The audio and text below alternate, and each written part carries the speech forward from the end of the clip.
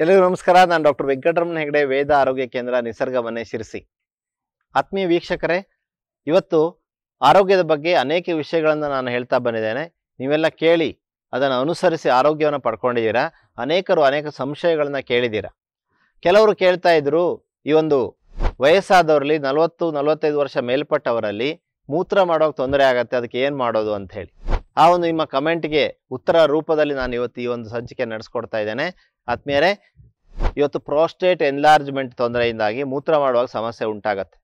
ಮೂತ್ರ ಮಾಡೋಕೆ ಉರಿ ಆಗುವಂಥದ್ದು, ಮೂತ್ರ ಮಾಡ್ಲಿಕ್ಕೆ ಕಷ್ಟ ಆಗುವಂಥದ್ದು ಪುರುಷರಲ್ಲಿ ನಾನು ಹೇಳ್ತಾ ಇರೋದು. ಲೇಡೀಸಲ್ಲಿ ಮೂತ್ರ ಮಾಡೋಕೆ ಉರಿ ಆದರೆ ಅದು UTI. ಆಮೇಲೆ ಮೂತ್ರ ಬಿಟ್ಟು ಬರುವಂಥದ್ದು, ಹನಿಯಾಗಿ ಬರುವಂಥದ್ದು, ರಾತ್ರಿ ಮಲಗಿದಾಗ 4-5 ಸಲ ಎಚ್ಚರ ಆಗಬೇಕು, ಮೂತ್ರಕ್ಕೆ ಹೋಗಬೇಕು.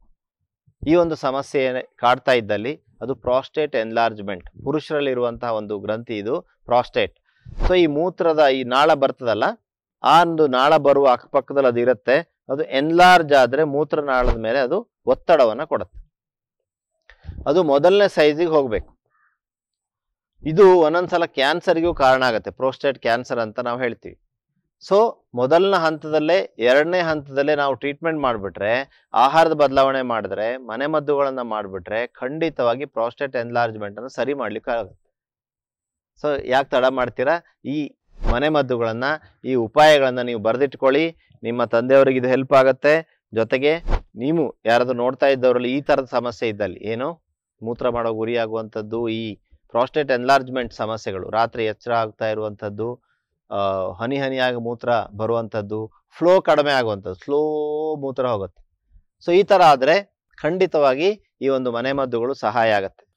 BPH, ಈ ಒಂದು ಬಿನೈನ್ ಪ್ರಾಸ್ಟೇಟ್ ಹೈಪರ್ಪ್ಲಾಸಿಯಾ ಏನಿರುತ್ತೆ, ಈ ಒಂದು ಪ್ರಾಬ್ಲಮನ್ನು ಕನ್ಫರ್ಮ್ ಮಾಡಲಿಕ್ಕೆ ನಾವು ಒಂದು PSA ಅಂತ ಹೇಳಿ ಟೆಸ್ಟ್ ಮಾಡಬೇಕು. ಅಂದರೆ ಪ್ರಾಸ್ಟೇಟ್ ಸ್ಪೆಸಿಫಿಕ್ ಆ್ಯಂಟಿಜನ್ ಬರೆದಿಟ್ಕೊಳ್ಳಿ. ನಿಮ್ಮ ತಂದೆಯವರಿಗೆ ಅಥವಾ ನಿಮಗೆ ಈ ಒಂದು ಸಮಸ್ಯೆ ಇದ್ದಲ್ಲಿ PSA, ಪ್ರಾಸ್ಟೇಟ್ ಸ್ಪೆಸಿಫಿಕ್ ಆ್ಯಂಟಿಜನ್ ಅನ್ನುವಂಥ ಒಂದು ಟೆಸ್ಟನ್ನು ಮಾಡಬೇಕು. ಈ ಟೆಸ್ಟನ್ನು ಮಾಡಿದ್ರೆ ನಮಗೆ ಇದು ಯಾವ ಹಂತದಲ್ಲಿದೆ ಅಂತ ಗೊತ್ತಾಗತ್ತೆ. ಇದು ಒಂದು ವೇಳೆ ತುಂಬ ಹೈ ಇದ್ದರೆ ಕ್ಯಾನ್ಸರ್ ಸ್ಟೇಜಿಗೆ ಇದು ಹೋಗ್ತಾ ಇದೆ ಅಂತ ಅರ್ಥ. ಸೊ ಇಮ್ಮಿಡಿಯೇಟ್ಲಿ ಕೇರ್ ತಗೊಂಡು ಆಹಾರದ ಬದಲಾವಣೆ ಮಾಡಿ ಒಂದು 15 ದಿವಸ ಕೇವಲ ಹಣ್ಣು ತರಕಾರಿಗಳನ್ನು ಅಷ್ಟೇ ತಿಂದು ಪಥ್ಯ ಮಾಡಿಬಿಟ್ರೆ, ಪ್ರಕೃತಿ ಚಿಕಿತ್ಸೆ ಆಯುರ್ವೇದನ ಫಾಲೋ ಮಾಡಿಬಿಟ್ರೆ ಖಂಡಿತವಾಗಿ ನೀವು 1 ತಿಂಗಳಾದ್ಮೇಲೆ ಮತ್ತೆ ಟೆಸ್ಟ್ ಮಾಡಿಸಿ PSA ನಾರ್ಮಲಿಗೆ ಬಂದಿರತ್ತೆ. ಖುಷಿ ವಿಷಯ ಅಲ್ವಾ? ಸೊ ತುಂಬ ಹೆಚ್ಚಾದ್ಮೇಲೆ ಏನು ಮಾಡಲಿಕ್ಕೂ ಆಗಲ್ಲ. ಸೊ ಹಾಗಾಗಿ ಈ ಒಂದು ಸಮಸ್ಯೆ ಇರುವಾಗಲೇ PSA ಟೆಸ್ಟನ್ನು ಮಾಡಿಸಿ ಅನ್ನುವಂಥ ವಿನಂತಿಯನ್ನು ನಾನು ನಿಮ್ಮೊಂದಿಗೆ ಮಾಡ್ತಾ ಇದ್ದೇನೆ. ಹಾಗೆಯೇ ಈ ಒಂದು ಪ್ರಾಸ್ಟೇಟ್ ಎನ್ಲಾರ್ಜ್ಮೆಂಟಿಗೆ ಇರುವಂತಹ ಉತ್ತಮವಾದ ಮನೆಮದ್ದು ಅಂದರೆ ಟೊಮೆಟೊ ಜ್ಯೂಸ್. ಟೊಮೆಟೊದಲ್ಲಿರುವಂತಹ ಬೀಜಗಳನ್ನು ತೆಗೆದುಹಾಕಿ ಒಂದು 2 ಟೊಮೆಟೊ ಅಥವಾ 3 ಟೊಮೆಟೊ ಹಣ್ಣನ್ನು ಸೇರಿಸಿ ತಾಜಾ ಜ್ಯೂಸನ್ನು ಮಾಡಿ ಬೆಳಗ್ಗೆ 1 ಗ್ಲಾಸು, ಸಂಜೆ 1 ಗ್ಲಾಸು ಕುಡಿತಾ ಬಂದರೆ, ಆಹಾರಕ್ಕಿಂತ ಪೂರ್ವದಲ್ಲೇ ಕುಡೀರಿ. 3 ತಿಂಗಳ ಕುಡಿದ್ರೆ ಈ ಒಂದು ಮೂತ್ರ ಸಮಸ್ಯೆ ಕಡಿಮೆ ಆಗುತ್ತೆ. ಸೊ ನಮಗೆ ಬಹಳ ಅನುಕೂಲ ಆಗುತ್ತೆ. ಈ ಒಂದು ಟೊಮೆಟೊ ಜ್ಯೂಸ್ ಬಹಳ ಸಹಾಯ ಮಾಡುತ್ತೆ. ಇನ್ನು ಸರಳ ಮನೆಮದ್ದುಗಳನ್ನು ಈಗ ನಾನು ನಿಮಗೆ ತಿಳಿಸ್ಕೊಡ್ಲಿಕ್ಕಿದ್ದೇನೆ.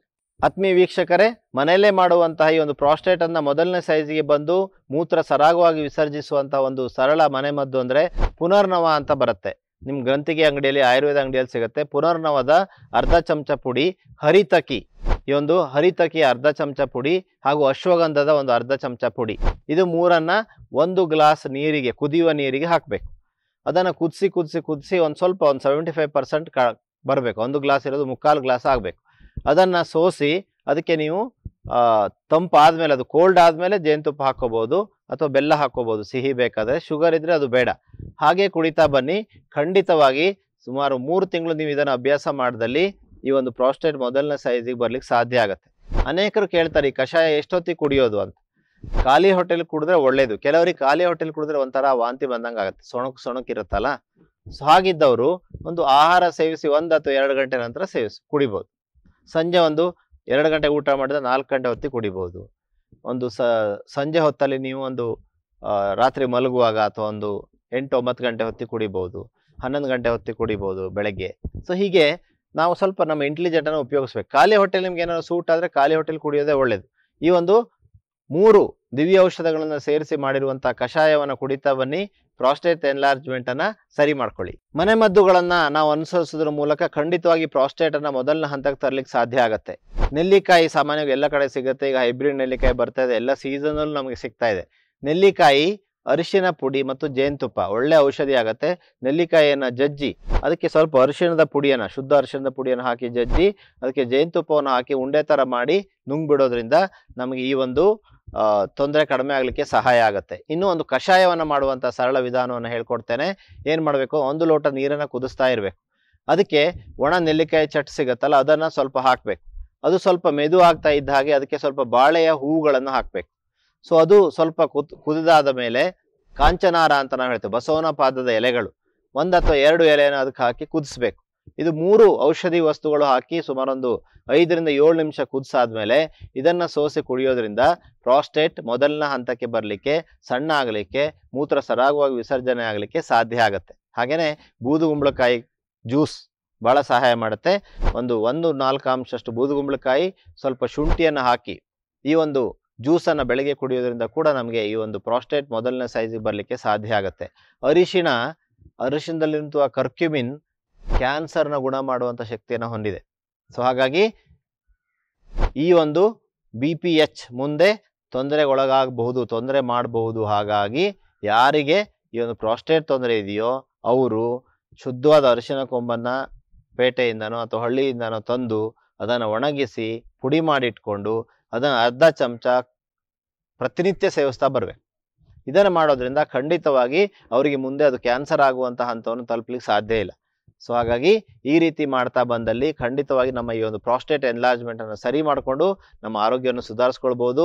ಈ ಒಂದು ಮನೆ ಮದ್ದುಗಳು ನಿಮಗೆ ಇಷ್ಟ ಆಗಿದೆ ಅಂದ್ಕೊಂಡಿದ್ದೇನೆ. ಯಾವುದೇ ಖರ್ಚಿಲ್ಲ, ಯಾವುದೇ ಸೈಡ್ ಇಫೆಕ್ಟ್ ಇಲ್ಲ, ಬೇರು ಸಹಿತ ತೊಂದರೆಯನ್ನು ಕಡಿಮೆ ಮಾಡುವಂತಹ ಮನೆ ಮದ್ದುಗಳು. ಈ ಆಹಾರ, ಈ ಮನೆ ಮದ್ದುಗಳನ್ನು, ಈ ಟೊಮೆಟೊ ಜ್ಯೂಸ್ ಟೆಕ್ನಿಕನ್ನು ನಿಮ್ಮ ಫ್ರೆಂಡ್ಸಿಗೆಲ್ಲ ತಿಳಿಸ್ಬೇಕಲ್ವಾ? ತನ್ಮೂಲಕ ಅವರಿಗೆಲ್ಲ ಹೆಲ್ಪ್ ಮಾಡಬೇಕು. ಸೊ ಹಾಗಾಗಿ ನಿಮ್ಮ ಫ್ರೆಂಡ್ಸಿಗೆ, ಅವರ ತಂದೆ ತಾಯಿಯರಿಗೆ ಈ ವಿಷಯವನ್ನು ತಿಳಿಸಿ ತನ್ಮೂಲಕ ಪುರುಷರಿಗಿರುವಂತಹ ಈ ಒಂದು ಪ್ರಾಸ್ಟೇಟ್ ಎನ್ಲಾರ್ಜ್ಮೆಂಟ್ ಸಮಸ್ಯೆಯನ್ನು ಕಡಿಮೆ ಮಾಡಲಿಕ್ಕೆ ನಾವೆಲ್ಲ ಸೇರಿ ಸಹಾಯ ಮಾಡೋಣ ಅಂತ ಹೇಳ್ತಾ, ಮುಂದಿನ ಸಂಚಿಕೆಯಲ್ಲಿ ಇನ್ನಷ್ಟು ಹೊಸ ಆರೋಗ್ಯದ ವಿಷಯಗಳೊಂದಿಗೆ, ಹೊಸ ಮನೆಮದ್ದುಗಳೊಂದಿಗೆ ನಾನು ಬರ್ತೇನೆ. ಅಲ್ಲಿವರೆಗೂ ನಮ್ಮ ಚಾನೆಲ್ ನೋಡ್ತಾ ಆರೋಗ್ಯವಾಗಿರಿ. ಧನ್ಯವಾದಗಳು.